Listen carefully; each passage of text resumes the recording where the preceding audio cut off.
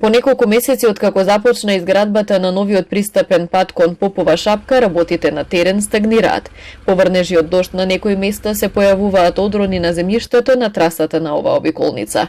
Првиот човек на општина Тетово, кој е носител на проектот кој треба да биде решение за сообраќајниот хаос кој се создава на ски центарот во сезона, вели дека се прибирале потребните дозволи и дека работите ќе продолжат.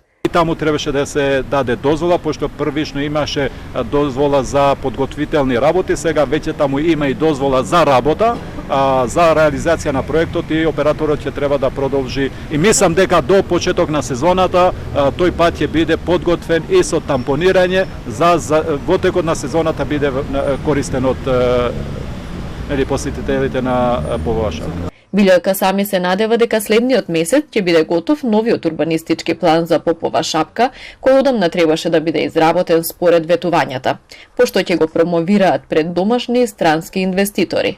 За најавите на претходната влада за инвестиции од италијанска компанија, Касами вели дека не знае кои се затоа што немало писмен договор. Не знам што кој беше како беше. За жал во претходната влада све беше до министрите.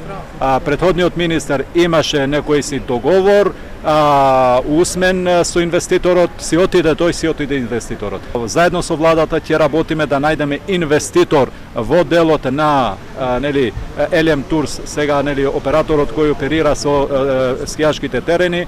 Имаме амбициозен план и јас убедувам дека Попова шапка со ова локална и централна власт ќе биде дестинација за сите туристи.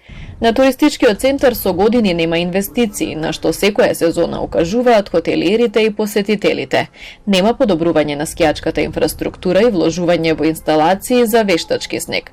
Секоја сезона проблем се создава во сообраќајот поради недоволниот број паркинг места.